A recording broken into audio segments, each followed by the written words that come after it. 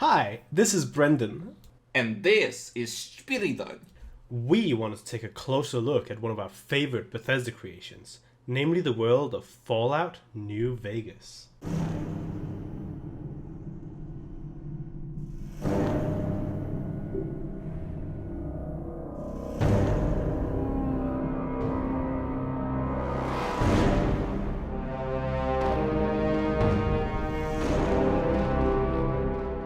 One of the key questions, notably left unanswered by the game's narrative, is the rather pressing matter regarding the Battle of Hoover Dam. Namely, who would win? The question is no doubt already burning in your mind. The factions are so evenly balanced that it seems like a quintessential drama, fitting for the game's theme of gambling. But first, it would be improper to start such a video without a quick refresher on Fallout's history as a game world. Get out your pens and papers, cause there will be a test.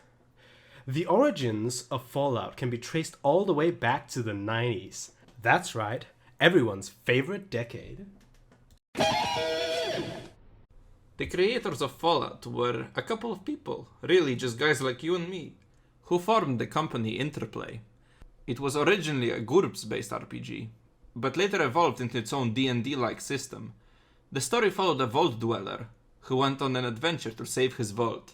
Vaults were a series of underground bunkers created by a shady organization by the name of Vault-Tec, which in later games were revealed to perform nefarious experiments within the vaults. In a sense of the word, the vaults were more like a prison than a shelter. Dark laboratories wherein the human psyche could be prodded at and studied without pesky government oversight. The game series was later acquired by Bethesda, who added their own flair to the lore of the games. The factions were fleshed out and given new life. While the third installment in the series, Fallout 3, wasn't perfect and was controversial among die-hard fans, the fourth game, New Vegas, brought the series back to its roots. Those roots were, of course, political intrigue and cool technology.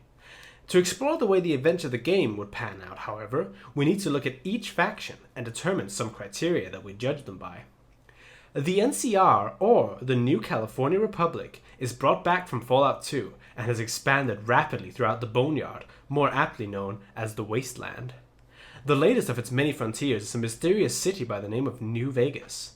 Apparently untouched by the bombs, it is ruled by a man who claims to have not only preceded the NCR, but the war itself. Robert Edwin House. He, no doubt, has his own role, as the player discovers throughout the game experience. Across the Colorado River, however, a more mysterious faction, less clear in its motives, remains waiting. Caesar's Legion has, once before, attempted to take the Hoover Dam, which serves as the main power source for the Mojave. Despite overwhelming strategic superiority, the NCR barely held onto the dam due to luck. One of Caesar's few mistakes was punishing his prized legate for a mistake that was not his. The defeated general was executed, as far as we know. Now, another battle seems just around the corner, but the question is, which of the three factions of the Mojave are best equipped to take on the others, with or without the player? In our criteria, we will take into account the quality of each faction's weapons, both the literal tools of war, but also their organization, morale, leadership, political structure, and their geographic advantages and disadvantages. Numbers will be largely ignored, as we do not have the data to conclude anything about the number of men of each faction. They seem to be roughly equal between the two main ones, and irrelevant for House, who uses his gang of powerful Securitron robots to project force. We will also account for various X factors that cannot be reduced to simple quantitative assessments. The system we will use is a simple points system. We will go through the categories such as the ones shown and award points on the individual merits of each faction. One advantage equals 1 point. The faction with the most points wins, provided the X factors do not meddle with the results. Stay tuned, and we will point out the winner. It seems obvious to note that no faction can even hope to tame the Mojave, let alone defeat anyone in a pitched battle, if they're unable to kick some major league cojones. All the three factions pack some firepower in their own right, but there can only be one number one. Let's look first at the long-range weaponry at the factions' disposal. The NCR's most feared soldiers, the Desert Rangers, come equipped with a host of death-dealing long-range tools of destruction. However, their no doubt most feared weapon is the covetable anti-material rifle. This behemoth of the battlefield is, as the name suggests, all bark and all bite. But it's not only the NCR that packs a punch at a distance. The Legion, while it often frowns upon modern technology and science, does come equipped with some formidable weaponry, especially among the Centurions and the Frumentarii, as well as the dreaded and elusive legionary assassins. Their sniper rifles strike fear into all who come face to face, or not, with Kaisar's chosen. But I have to say that the NCR gets this one, all in all. Their anti-material rifle is, quite literally, a whole different caliber of weapon. Just like the pre-war world, most engagement in post-apocalyptia, as Three Dog would say, take place with medium range between combatants. Here, the two are more evenly matched, it would seem. The New California Republic is armed to the teeth with modern weaponry, some would say hypocritically for a nation that claims to espouse peace and democracy. Each soldier is armed with a standard service rifle resembling an M16 assault rifle, a fine weapon, but does it match up to its rival? The Legion, on the other hand, more in tune with history, arms themselves with simple and reliable weapons. The javelins packed by the legionaries, especially for the Vexillarius caste, are sharp, deadly, with saw-like prongs to make removing them nigh impossible. They may not pack the ammo or the range of the service rifle, but they sure as hell pack the punch. But, with the two weapons being so closely matched, we need to get scientific up in here. We will dedicate ourselves to being impartial with regards to the following calculations, however, as we know this is a sensitive topic for all concerned. What better way to measure the punch of a weapon than by the kinetic energy it carries? We have attempted to measure these values for the two weapons. For the service rifle, this is simple enough. We have just simply found the average kinetic energy carried for a modern 4-gram 5.56 by 45mm NATO round, which is about 1.8 kilojoules, a mighty force. But alas, the javelin is a mighty weapon in its own right as well. In order to figure out its energy, we had to get experimental. We estimated the velocity of the javelin by measuring in some in-game values. First, we moved away from a target, namely the gas station pole, as you can see. It took 10 seconds to move to the throwing position from the pole. Assuming average human jogging speed, namely about 2.36 meters per second, this would mean that we could solve for distance by using multiplication, which comes out to 23.6 meters on my handy calculator. Now, we throw the javelin and estimate the time that it takes to travel to its target. We analyzed this footage in slow motion and found the travel time to be 0.408 seconds.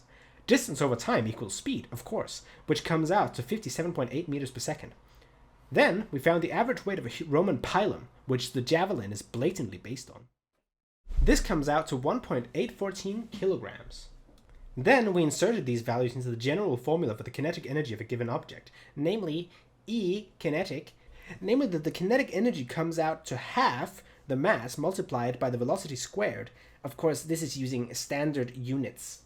This then naturally comes out to 3040.14188 joules, or about 3.04 kilojoules. The javelin simply blows the rifle out of the water with a whopping 3 kilojoules, nearly double that of a pesky bullet. The close weapons section is a category that the Legion clearly dominates. I mean, just look at the weapons each faction mustered up.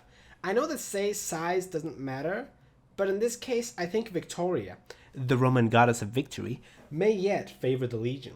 The flimsy kitchen knife wielded by deputies and NCR squatters cannot measure up to the robust, deadly force of a sharp 2-foot machete.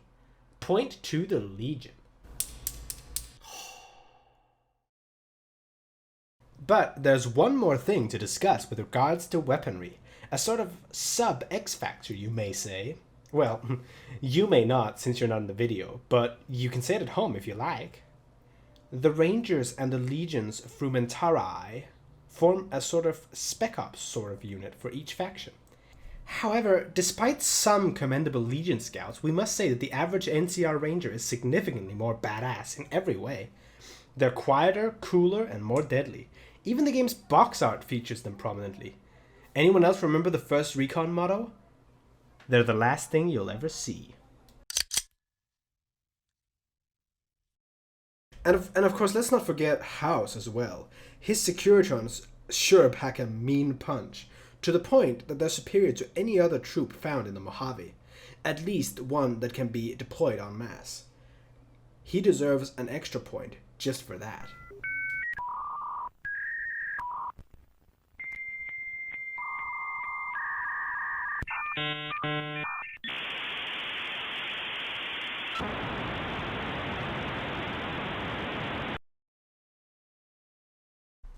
Thanks for your great input, Bredan, but no amount of firepower will be able to, on its own, overcome Mother Earth, the most vicious of mistresses.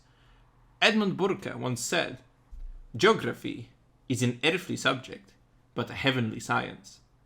So let us put on the proverbial scientist goggles and study closely the geography of California and the Mojave and Arizona. First of all, let us discuss the area where the first battles would no doubt play out, after the Hoover Dam, which of course would fall to the Legion, as many hints throughout the game make clear. But we should certainly investigate whether the NCR has any hope at all of retaining the untamed Mojave Desert.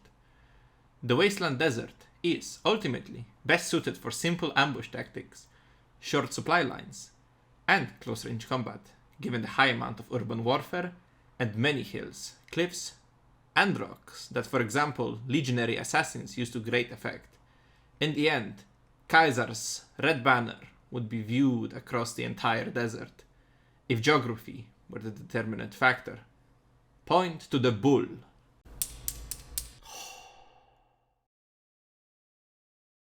But then, after the dust had settled and the balance of power solidified, with Vegas as the new Roma, what odds would the NCR have in its home territories? Of course, there would be the benefit of known territory, fortification, and the logistical difficulty the Legion would have in crossing the long 15 highway, which is poorly maintained and crawling with bandits. The Legion, however, has a track record of clearing out banditry and enabling safe passage within its territories, as noted by one merchant at the fort and the Rose of Sharon Cassidy, one of the potential companion followers. Also, hilly environments are definitely not a bonus for the NCR. In the Mojave and California alike, the hilly environments would tilt in the Legion's favor, as described by this diagram.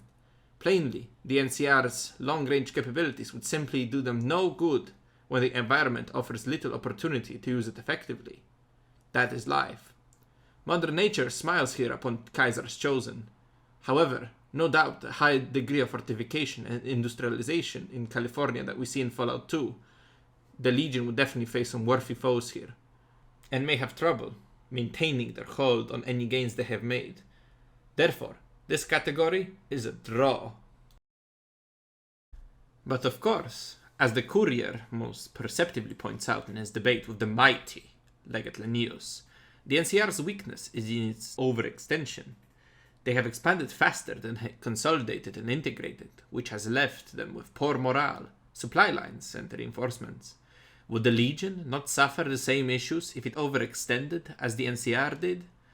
We get some hints as to what would no doubt happen. Unlike the NCR, the Legion has a stunning track record, similar to the myths of the Genghis Khan, that the trade routes are remarkably efficient and safe, meaning that it is hinted that the Long 15 would quickly be put in order, were a Kaiser to set his gaze upon it. The Legion may not be able to make it quite as effective as before the war, but it would no doubt be an impressive work of infrastructure under the Bull's watchful eye. It is a slight one, considering the difficulty of supply lines of such length, but this point will be added to Kaiser's trophies. Thesis and antithesis. The conflict is inevitable, but the resolution of the conflict yields something new, a synthesis. Thesis and antithesis. The Colorado River is my Rubicon. The NCR Council will be eradicated. But the new synthesis will change the Legion as well. From a basically nomadic army to a standing military force that protects its citizens and the power of its dictator. It is hard to even imagine there being a competition after a speech like that. But, as proper methodology demands, we will do our best not to cast in our lot with a charismatic man from Arizona. First, it is important to class leaders by their intelligence, first and foremost. While it says nothing about their other skills, for example, the goosebump-inducing oration of Caesar, or the down-to-earth everyman appeal of Ambassador Crocker, it does tell us something about their raw intellect. It tells us we're reality like a game of chess, with each leader in full control of their own faction, who could oust the others. The IQ scale is, of course, the optimum way of measuring intelligence that has been developed so far. It has its flaws, of course, but we have rigorously attempted to measure the intelligence quotient of each major leader in the respective factions. We'll begin from lowest and end at the highest. First, at the bottom of the barrel, we find the Cro-Magnon intellect of Fantastic, the NCR's hand-picked chief scientist for Helios 1. By his own admission, he doesn't even have a accredited degree. Yet he parades himself around like a qualified scientist working on the solar plant, and the NCR just lets it happen. Our estimate puts him at a paltry IQ of 95. Then, still near the bottom of what apparently cuts you out for leadership in the Republic, we found the president of that very same state, Aaron Kimball. A measly score of 100 is not sufficient if the president's faction is to face its foe and come out alive. Were the NCR more of a totalitarian state, their president might have been the death knell of the faction on his own.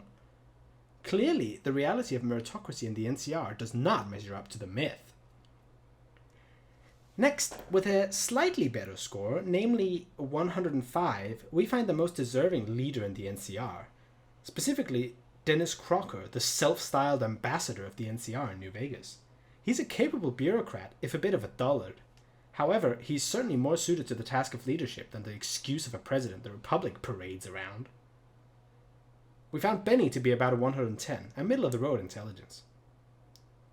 Towering over the competition, like a wolf in a herd of sheep, the bull makes its entrance with Vulpes Inculta. A cunning soul, he is the leader of Kaisar's Frumentarii. He proved himself many times for his beloved Kaisar. Make no mistake, he's no genius, but he has shown himself as being beyond capable of leadership with the defeat of the enemy at Nipton. An asset, to be sure, with a score of 120. Next, the man himself, the heir to Rome, the son of Mars, the conqueror of 86 nations. Kaisar is a towering behemoth in terms of intelligence. Well-read, cunning, merciless, and capable of thinking outside the box, Kaisar defines genius. A score of 150 is definite, and he may well exceed it, as our measurements decline in accuracy with an increasing score. Our way. But alas, whether you chose to bet on red or blue, the house always wins, as they say. House predict the future with many decades in advance, often in the past. He's a genius of mathematics, robotics, history, business, economy, and strategy. A score of 200 almost seems like an insult to a man such as House. There has been, is, and will be none like him in the Mojave, and perhaps the world. If Kaisar defined genius, House invented it.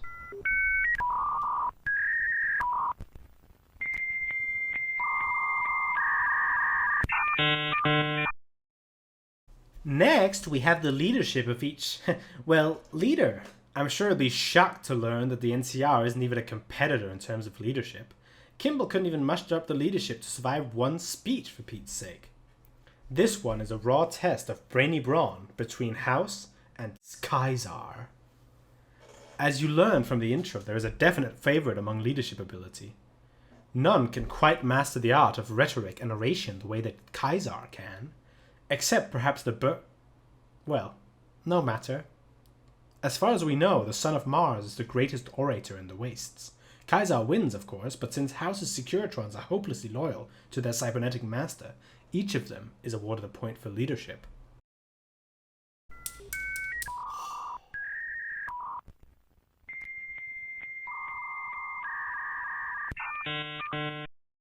For the culmination of this segment, we've saved the best for last. Plausibly, the most vital idiosyncrasy of one's aptitude as a ringleader is the raw philosophy with which one approaches a given task, one that a sovereign might face. The 3 blocks in the game may be subdivided by their 3 eminent philosophies. Let us peruse them straight away. The New California Republic espouses the Enlightenment values of man's self-emancipation, his emergence from his self-imposed nonage, as Immanuel Kant would have phrased it. However, unlike Kant, the New California Republic seems to have neglected to adequately analyze and evaluate the situation in which they found themselves. They constructed an institution based on the values, ideologies, and technology of the old world in a new world that seems hostile to such preoccupations. Mr. House would have us look upon the waste to see the fate of democracies, as he put it, but this must be doubly true for a bitter, grim world that no longer welcomes notions of charity, sovereignty, and the spirit of democracy. The NCR has, rather than simply following Einstein's definition of insanity, gone one step further. They've copied a failed system and placed it in even more unforgiving circumstances. If both the towering intellects of the Wastes, House and Caesar, reject it as impossible, what chance does it really have? Kaiser, instead of basing his system of government on such failures as pre-war America, has looked further into the past, into a society that never truly crumbled, but lived on in our institutions, language, and culture. Rome, in a sense, is mother to us all. Beyond that, however, philosophy had developed since the Pax Romana, and Kaiser does not presume to neglect such progress. He often, and with astounding insight and precision, quotes and defers to his greatest influence, at least beyond the skin-deep veneer of the great Roman dictator, George Wilhelm Friedrich Hegel. The founder of German idealism, he viewed history and indeed the world as a sort of conversation between ideal forms, as he called them. One would formulate a proposition, a thesis, such as the NCR. The other, its opposite form, like square to circle, would speak the opposite of that argument, the antithesis. Then an arbiter, which could be understood as the universal spirit or the world, plays out the two and eliminates both's weaknesses. This is what Kaiser calls the Hegelian dialectic, as coined by Hegel himself. Although the philosopher was not physically beautiful, his ideas carry such simple aesthetic profoundness and beauty that one must simply step back and admire it, as well as Caesar's understanding of it, to the point that he almost reinvents it in his own image, creating a whole new philosophy, like Hegel's demiurge. Kaiserism, anyone? This category is one that Caesar carries with ease.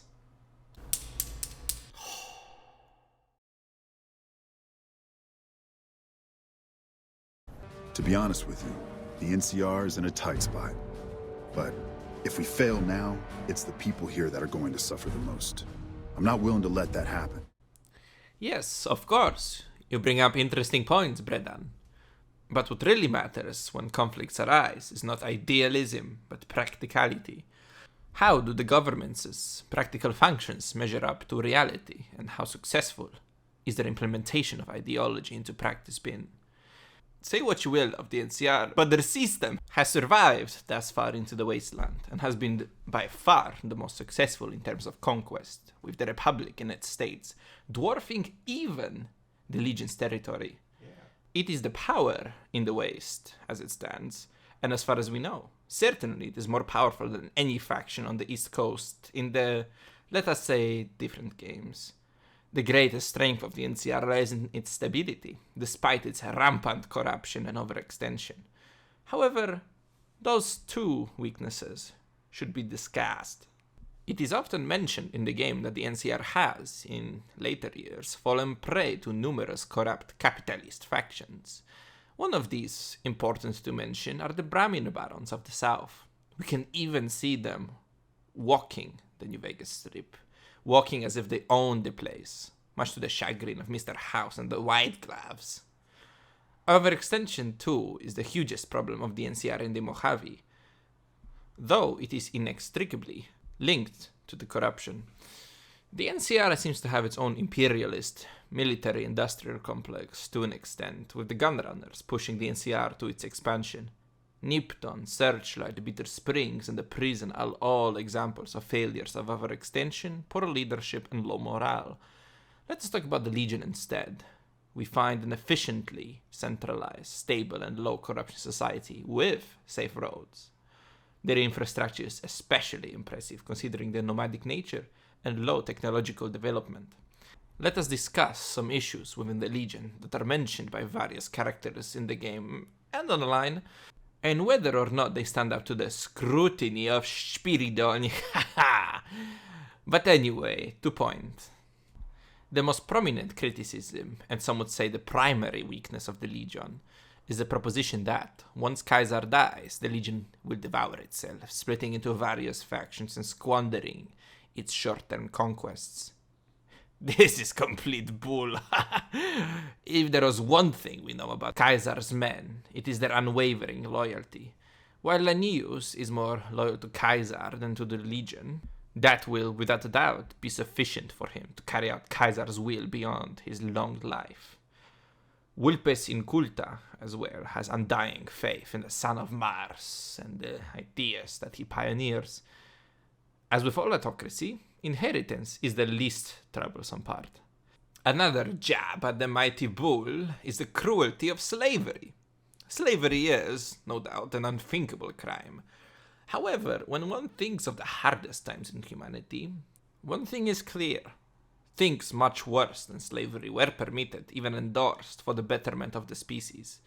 One should remember Caesar's goal, to be an antithesis to the NCR. With the synthesis of NCR and Legion complete, the worst aspects of both will be eliminated. Not only the NCR's faults. Now that the Legion has access to an industrial base, and slavery will no longer be necessary to Caesar. And perhaps his talk of synthesis is alluding to this very cruel practice being completely outlawed. The bear and the bull have their weaknesses, to be sure. However, the weaknesses of the Legion become much less pressing in the wasteland compared to those of the NCR. And those few that are still an issue seem to be addressed and accounted for by Caesar. This one goes to him.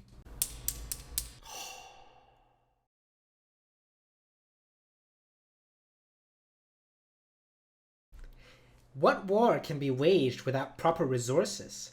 Both of the factions boast a rather hefty amount of land, and can be said to be rich within the context of the post-nuclear wastes. Let us look at each faction's accessibility and logistical mobility of resources.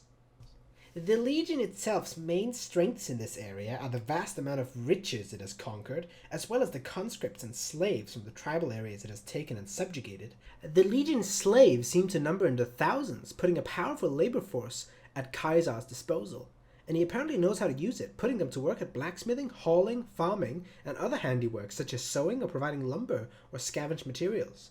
The slaves with the Legion mean that they are a highly mobile and capable force on the move, enabling them to construct a fort much like an ancient Roman legion of old. However, when it comes to raw riches and whatever can be scrounged up from the local area, while it may be able to provide for an army on the move, it simply does not measure up to the competition. The NCR has complex infrastructure, produces industrial goods such as concrete, as well as vertebrates, implying a complex mechanical industry. When it comes to raw resources and applying them to the greatest benefit, the NCR ekes it out. There's also the rate of human resources, which in the long term the NCR will be able to mobilize at a much higher rate. That finishes up the resources section of this analysis. Once again, Bredan, you go above and beyond the call of duty with your astute analysis. The cool factor is an aspect of analysis which cannot be ignored. Many militaries have, throughout history, used coolness as a means to inspire and terrify. Not only that, but it also serves to motivate your own people. But what is coolness? Vanessa Hudges defines the term as being cool is being your own self, not doing something that someone else is telling you to do. But I think, with all greatest respect to Miss Hudges, there is something missing in this definition. Being cool is also a social phenomenon, not only a personal one. It means to inspire others with your own authentic nature. It is to persuade without words, even without arguments, but with plenty of ethos. The cool factor category will compare the coolness of each faction in every preceding category. The winner of the cool factor will get 1 point for every category in which they won. So let us look first at the cool factor of weapons. It is obvious to anyone with half a brain like me to recognize that the Legion's weapons are far superior in the cool department when it comes to the weapons. Come on, a rifle compared to a badass javelin? Are you kidding me? Every true Roman knows what is cooler. I say, Ave. Same thing with machete and knife. What a useless toothpick. However, we did also include weapons within the special forces of each faction. This is something that we cannot run away from. We said that the Rangers are, quote, significantly more badass, unquote. That means we are forced to give this one to the NCR.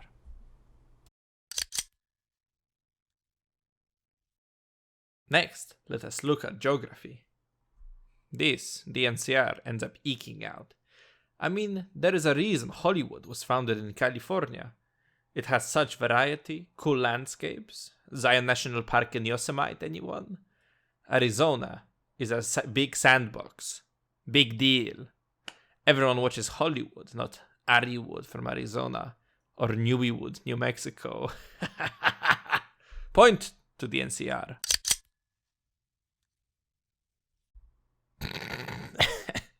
Leadership. I mean, come on. Government. The art of politics. While America is certainly cool, ancient Rome is just leagues above what any conglomeration of disgruntled Englishmen can come up with. I mean, centurions, conquest, and community. The 3 C's of Rome, with the 4th being coolness.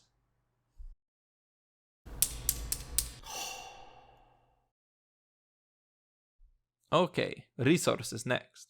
Well, slavery is not really a cool thing at all. Electric poles and beton are certainly nothing to write home about either. So we are left with just 2 things: safe roads and effective Legion industry. And that's it. I mean, come on. A point for the Legion. Yeah. In Vegas, it's not the size of your army, wallet, or charisma alone that determines your success. In Vegas, sometimes victory rests on a knife's edge. In Vegas, luck is king. Well, you gotta be some kind of lucky, as Follows Chalks would say, to become leader of any faction in the harsh Mojave boneyard. One of the leaders must stand out in some regard. Of course, Mr. House would seem like the obvious winner, what with his victory against the denizens of Vault 21, and his successful predictions of the future on multiple occasions. It would be tempting to say that the House always wins. However, there is so far only one man that beat House at his own game. That's right, the man in the checkered suit himself, the head of the chairman, proprietor of the Tops Casino, Benny. He has, at the start of the game, beat the champion. And what does that make Benny? Answer: one damn lucky bastard. Ring-a-ding-ding, baby. While so far, the entire thing seems to have been a complete blowout in the Legion's favor, there is still one more category that we still have to consider. Take it away, Spiridon. Wow, I did not see that one coming, Breton. Or did I? Because I read the script of this analysis? Time for X factors anyway. Of the 3 factors, the most obvious one to point out would be the M factor, which describes the difficulty of invading the area around Vegas specifically, and some of the environmental issues that come with it. One of the most pressing issues is actually not even mentioned in the main game, but takes it all the way to the end of the final expansion, before we are told, the Tunnelers. Take it away, Ulysses. Tunnelers. Predators that make their own roads beneath the ground here. Divide broke their sky, showed them the world above, and the scent of new prey. Be a slower death for the Mojave than bombs and fire, but they'll come for its people, from where they least expect. Below were signs they were here for a long time, before marked men, before what happened to the divide that cracked their sky. If so, they were buried deep. Might have been born the day America's embers started to settle. Seen worse things twisted by radiation. Death will come from below. In the divide, need to watch the sky and the ground. Mojave will be easy prey for them. They'll start emerging throughout the Mojave in time.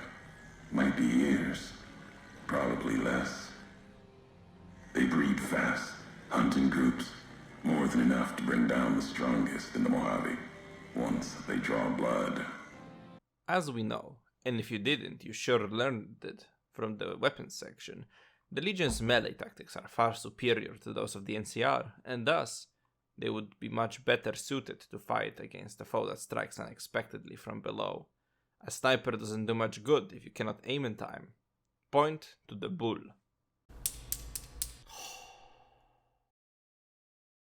Next up, we have the wasteland factor. This is a more undefinable aspect of holding a place in an environment as hostile as the Mojave wasteland. The factor ultimately is determined by which society is more in tune with the material reality of the wasteland.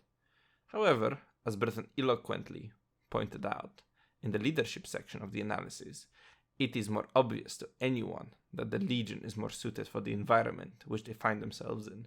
The NCR clings to notions and whims of the old world in a nuclear apocalypse, for Pete's sake. Take some time to rebuild first, guys. Point to the sons of Mars. And we finally reveal the greatest threat to the Legion by far. The former Legatus. By the rivers of Babylon there we sat down. Yea, we wept, when we remembered Zion.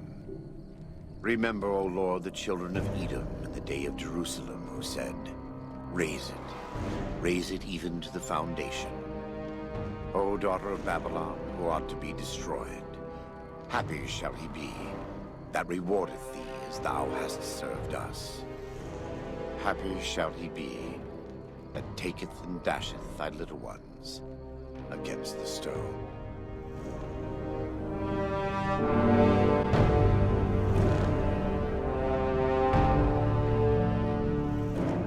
The one man who might be able to stand up to the might of Caesar, Joshua Graham, or the Burned Man, aka the Malpais Legatus, was not always an enemy of the son of Mars.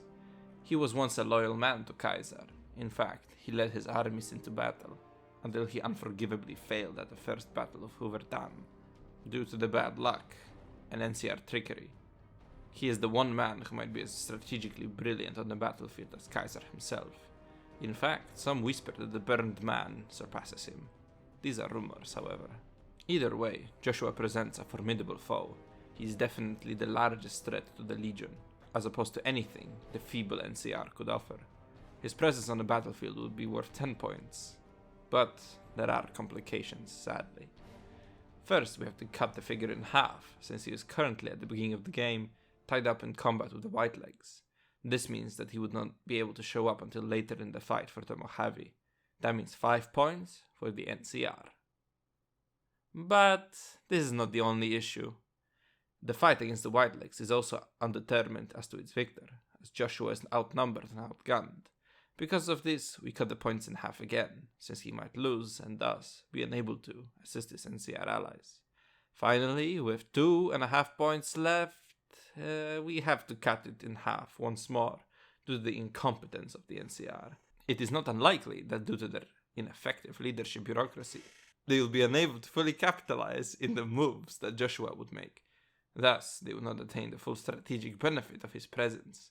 And since there is no such thing as almost there, only there or not there, we do not give half points. So we round this one down to 1 point for the bear. With that, the scientific analysis section of our video essay comes to a close and gives way to the fun part. The battle projection time! Now, the Battle of the Titans draws nearer, and soon nothing but time will stand in the way before one of these gargantuan powers claims the title of hegemon over the entire wasteland.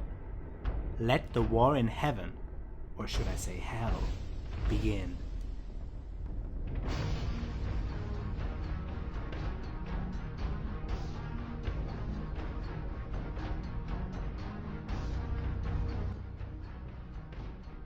Undoubtedly, the first battle will see a triumphant, decisive victory for the Legion, wherein they rapidly seize control of the dam, and quickly thereafter, Nellis, Vegas, McCarran. The fighting will, unlike in the underwhelming resistance seen in the east, no doubt be fiercest at the I-15 checkpoint, which acts as a gateway into California's heartland.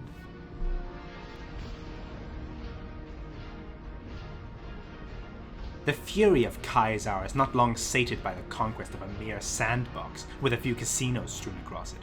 Instead, the son of Mars turns his gaze ever westward, rapidly following up his assault in the Mojave, with several simultaneous crossings of the the Colorado, at once. Sea Day, anyone? The western banks of the Colorado are no challenge for the endless hordes of the Legion, and while the NCR holds out from a frontal assault along the long I-15, the forces of the Republic must eventually capitulate to the Bull when they are flanked along the rear of the I-15. They are sold into slavery. Around half of the force defending the I-15, however, are able to fight their way out of the slave master's grasp and continue the resistance against the oncoming waves of relentless assault that threaten to shatter their morale at any moment. Armed with the full arsenal of the NCR troops originally defending the Mojave, these warriors and rangers are well armed and supplied. For now. The NCR, however, realizing that the soldiers' time is running out, commit to a high-risk, high-reward breakout operation, pushing with all their might against the red cliff face of an army that they face. They manage, through blood and sweat, to rescue around a quarter of the original force before the Legion consolidates their new gains. The decision to evacuate the men is controversial among the politicians of the NCR, damaging morale in the Democratic Republic, a concern the Legion does not need to consider. After the evacuation, both the NCR and the Legion take a moment to lick their wounds, although the depth of them differ. While the Republic prepares a major defensive line, trench network, and logistical support to defend from the no doubt impending attack, the Bull prepares its next move, as it has been handed the initiative by the Bear. The Dayglow Hub Junktown Corridor, as it would be called, is relied upon to become the key anvil for the NCR defense and subsequent planned counteroffensive. But, blinded by their projections, they end up with tunnel vision, not seeing what is unfolding before their very eyes. The Legion strikes fast in the south, practically unopposed in its severing of any line of communication and logistics from Baja to California. The Mojavians quickly submit to Kaisar, who agrees to their independence on the condition of tribute. The color of this client state would be a pale green, consistent with the mindset of the locals. Due to the flagrant disorganization of the NCR, the Legion manages to push in even further after seizing Baja in a humiliating defeat for the Republic. But soon enough, the sheer depth, population, and knowledge of the terrain allows the Bear to at least slow the advance of the Bull, and new fronts solidify in a temporary stalemate. It is, however, time that the Bull be blinded by its successes, rendered deaf by the thundering of its own hoofs. As a matador, armed with the red cloth, from the northern reaches of Utah, Joshua Graham, the former Malpais legatus, arrives to the rescue of the doomed Republic. Striking hard and fast from the north, Graham tears at the supply lines of the Legion, taking the major settlement of Blackfoot and encircling several garrisons. The morale and determination of the Bull frays at the edges like Flagstaff is directly threatened for the first time in living memory. To the Legion's great surprise and fury, the NCR engages in a Hail Mary attempt to counter the stampede of the Bull. Operation Western Sun is launched, successfully reversing some of the Legion's hard-earned gains and nearly severing the tip of the Son of Mars' spear, pointed at Junktown. In the Malpais legatus' range, he sufficiently concerns Kaisar. He sends his new second-in-command to finish the failed underling. It arrives as a shock to the Legion's dictator, however, that his legatus falls in battle, slain in combat personally by Joshua himself, and ushering in the Legion's darkest hour so far. Kaisar, torn by guilt and regret, drinks heavily in these days, muttering to himself and sending curses skyward at whatever diet it took his prized legatus from him. The rest of the Legion's command structure continues the fight, well selected and drilled to take the reins at any moment. The sun soon sets on Operation Western Sun, however, as even with Joshua's unrelentingly gnawing at the bull's leg, the NCR cannot muster the strength to rout the Roman war machine. Due to the ingenuity of the head Vexillarios, Vulpes, and Colta, the Legion is able to recuperate from the sudden offensive of Western Sun, reconsolidating the line and rapidly engaging in counterattacks meant to recapture the lost ground from the disorganized units of the Bear. And Colta himself is surprised by the lack of reluctance to surrender exhibited by the NCR troops as they practically throw themselves at the hoofs of the bull. Morale at this point is evidently a problem of severe proportions for the NCR. Legion attacks tear through the weakened Republican forces like a hot knife through butter, quickly surrounding the weaklings. Subsequently, the city of Dayglow is thrust into a debilitating siege in one sweeping maneuver. With the nourishing tid of the NCR supply lines sliced off, Dayglow is rapidly forced to rely on rationing, severe use of force, and a brutal authoritarian crackdown to keep order. This works only for around 1 day, after which general anarchy becomes the law of the land. The offensive pushes like a knife into the stomach of a bear, ripping its guts out and spilling them into the hot western sand. Is this the end of the NCR? The headlines in the Republic are dire as the Legion stampedes through the once so arrogant realm. The cities of the Hub and Boneyard City are thrown into siege, just like the Dayglow. Regarding the ill-fated city, things are not so glowing within. After just 3 days of siege, supplies are running short and violence rules the streets. The first reports of cannibalism are censored by the NCR media after only 3 days of siege. 3 days, I say. This is a most dire performance in the play of history. Perhaps most frighteningly for the NCR, the Legion pushes all the way into the suburbs of Shady Sands, battling inside the Shady Sands University, where the knowledge hoarding and vanity of past generations are unable to help now. Thousands of NCR men are slaughtered, and the soldiers surrender en masse in the surrounded pockets. Only civilian militias and the most hard-boiled of officers manage to retain some semblance of resistance within the tattered front of the Bear. Perhaps Joshua cannot single-handedly save that which is determined to fail. For sure.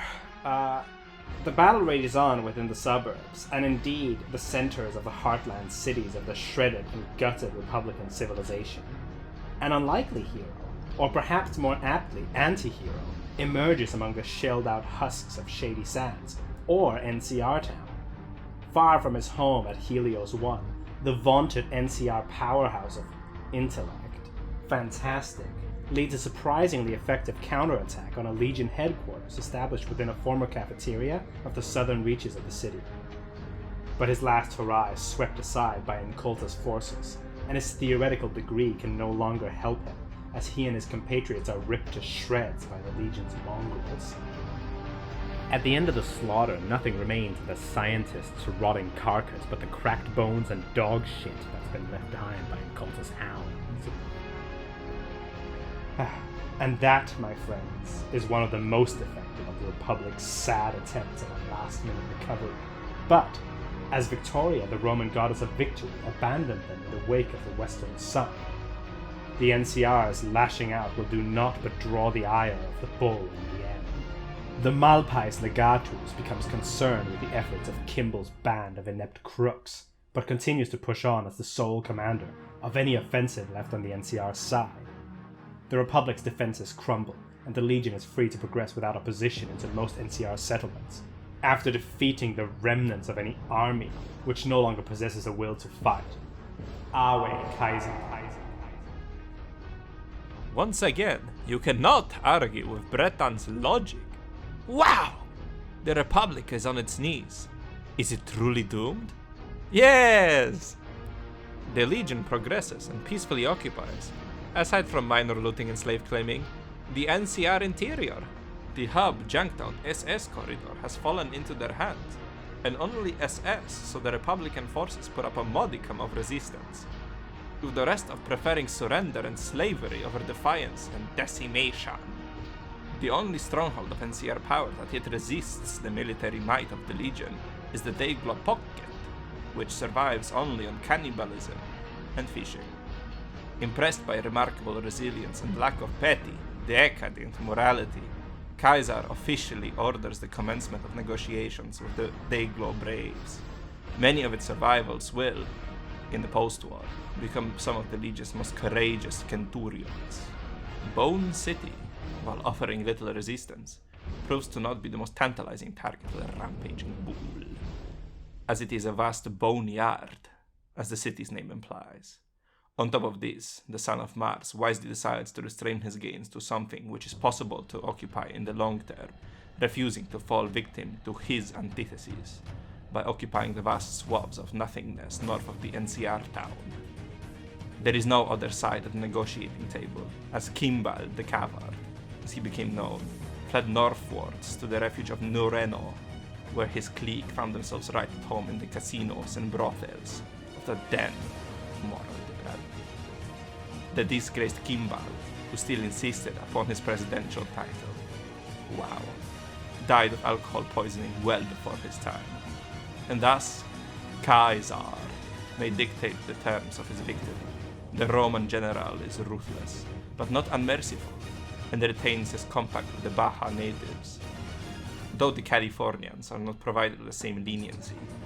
As the Republic crumbles, the Malpais Legatus recognizes that his brothers in arms have failed him, and retreats back into the safety of Zion in order to plan his next move. Tribals are with him, and the rage still burns within him.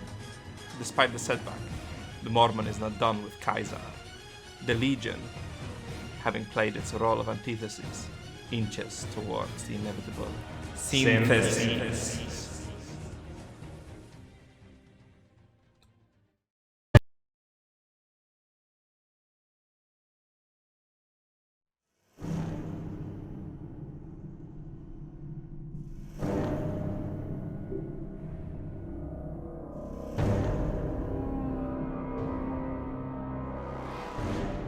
Behold, Pax Romana, Kaiser has managed the impossible once more. As the negation of the NCR's corruption, inefficiencies, and rotten democracy, which favored only the interests of the corrupt barons, the so-called Brahmin of the Republic, he has managed to usher in a new golden age of stability and authority within the Boneyard, from Kaisarium in the west to New Mexico in the east. Peace reigns in spite of the Legion's remaining military strength, and the society of Kaiser's Chosen settles from a basically nomadic army into a proper state, with New Vegas as its Rome. Legion territory retains its features of a strong leader, but protects its citizens and the power of his dictator. In exchange for a failed democracy, the citizens of Nova Roma and its Sokii are afforded the luxury of rule of law, which is exercised mercilessly but fairly in the dictator's lands. Soon, if current trends continue, there'll be no more need for brutal punishment and repression, as the lawless are pushed out of society and only the law-abiding, conscientious Romanii remain. Slavery will also likely be abandoned, as there is now an industrial base to support a booming legionary economy. And while New California is not entirely annexed, remaining a de jure independent rump state, its capital of Boneyard City is little more than a puckered sphincter, prone to a swift Legion assault, should the beaten Republic ever rise up once more. We can't predict this with certainty, but it's not outside of the question that the current NCR will one day petition to join their annexed compatriots in a peaceful incorporation into Nova Roma. Kaiser, one day having passed in his sleep after many years of tough but fair rulership over his Imperium Romanum, will have ensured the peaceful transfer of power to one of his loyal and yet living subordinates, Vulpes Inculta, or the ever-faithful Lucius. No civil war or power struggle is likely given the stability of the state institutions and the autocracy itself, in contrast to what many of the Legion's detractors claim. After all, autocracy was by far the most venerable and ubiquitous form of government throughout history. This cannot be denied. Let the terror of Kaiser flow through you, Nova Kitisene, and praise or lament the courier's intervention, as you see fit. For this would have been the fate of the West, had they not intervened.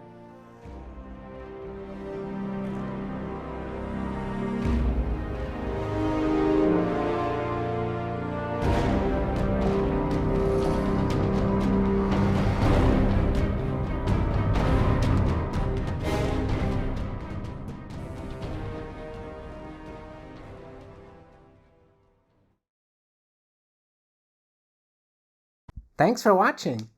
I hope our video has enriched your understanding and appreciation for New Vegas and this brilliant world, which the amazing devs have made for us to explore. Without the depth that they've created, there would have been no way to make a video as long as ours about this subject, while keeping it as interesting as we try to. Our way, Interplay, Black Isle, Bethesda, and of course, Obsidian. Also, we didn't make this video expecting any reward beyond giving back to the community, but if you feel like throwing us a buck for our trouble, we did make a coffee. It's in the description. Thanks! And thank you to everyone for watching. This is Brendan. And this is Spiridon. Signing out.